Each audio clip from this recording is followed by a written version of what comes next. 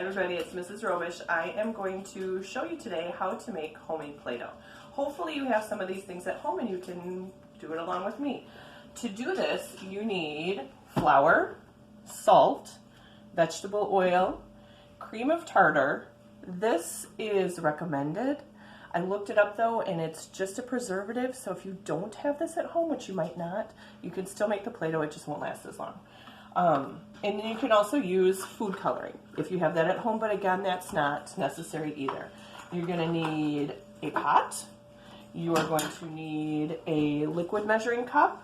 You are going to need a 1 cup dry measuring cup, a 1/2 cup dry measuring cup, a tablespoon, and a teaspoon.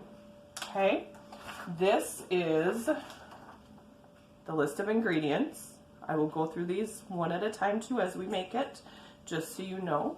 And if you have any questions at any time, let me know. We are going to be using the oven or the stove, so make sure that you have your parents' or guardians' permission and possibly their help while you're doing this. Okay, we're going to start off and get out a bowl. When you are measuring dry ingredients, if you have a recipe that has dry ingredients and wet ingredients, it is a good plan to measure and mix all your dry ingredients together and mix all your wet ingredients together. So that's what we're going to do. So we need a cup of flour. So I'm just going to go into my flour and measure out a cup. I just kind of wiggle it off. I'm not as fancy as Martha Stewart, so I don't wipe off the top. So there's my cup. I need a 1/2 cup of salt.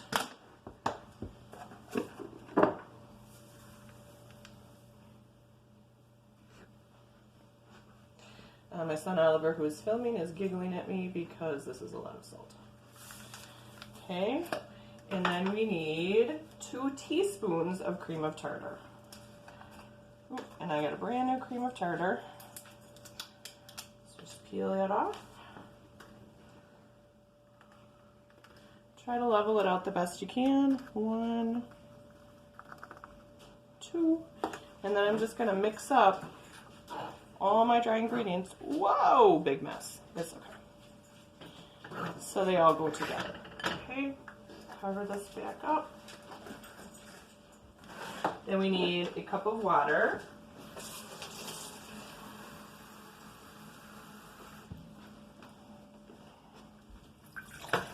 Put that in the pot, and I'm going to get a spoon to mix. And I've got 2 different types of food coloring. This is the squeezy stuff, but I actually prefer this gel if you have it. It really colors nicely. It is really thick though, so what I like to do is take a big blop and mix it into the water. Ew. We're going to wipe that off too. Gross. Super gross. Okay.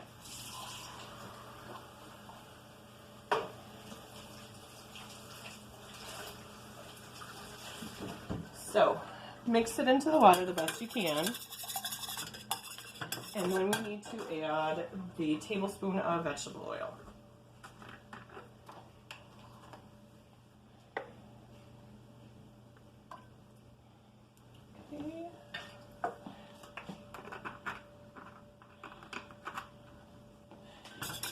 Try to get the food coloring off. Mix in there. It is really thick and kind of chunky, but it colors really nicely. Okay, now I'm going to turn the burner on to like a medium high, so like a 5 or a 6. I'm going to dump my dry ingredients in.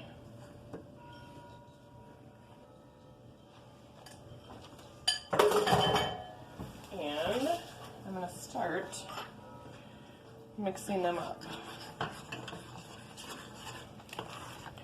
And you need to cook this. It's going to be kind of soupy at first, and then you just keep cooking and stirring until it starts to kind of get solid and stick to the walls of the pan.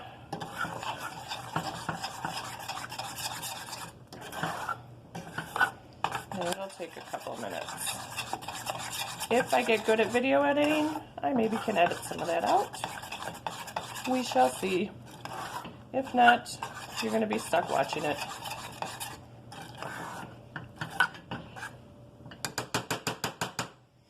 You can see a little bit how it's starting to get a little bit solid. It doesn't take very long for it to thicken up.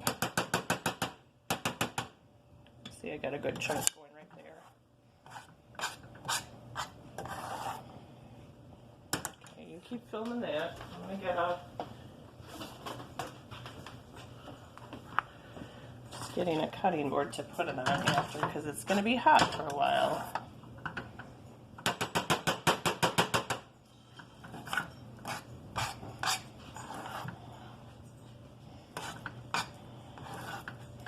You can kind of see it's getting thicker. Still not quite thick enough.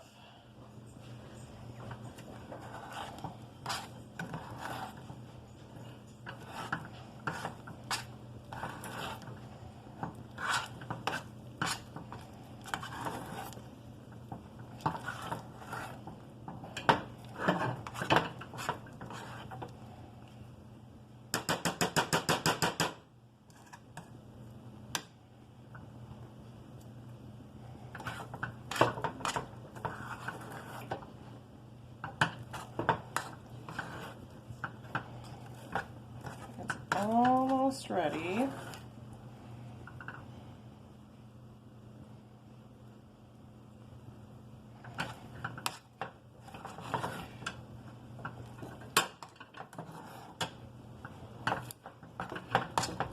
Okay, so right about now is when I tend to take it off. You can see how it's getting a little bit dry, like over in that section. So what I do now is I try to scrape as much as I can, and I'm going to dump it onto a cutting board. It is really hot right now, so you want it to cool off before you play with it.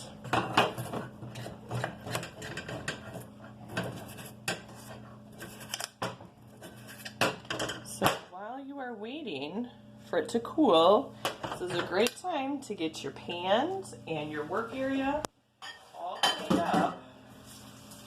That's a good habit to get into.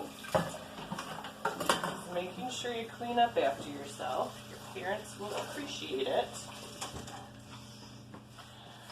And then just wipe off the stove where I got all sorts of everywhere.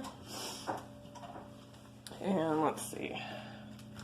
And I've got a big chunk of food coloring in there that didn't mix in. It's not super hot, it's just kind of warm. Let it cool off until you are comfortable touching it, so it's at a comfortable temperature.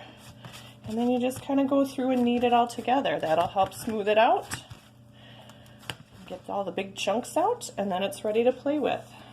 I like to store it in a Ziploc bag. If you did not add cream of tartar, I would maybe keep it in the fridge. It will maybe last like a week, and that's how it works. I hope you enjoy your homemade Play-Doh. See you later. Bye.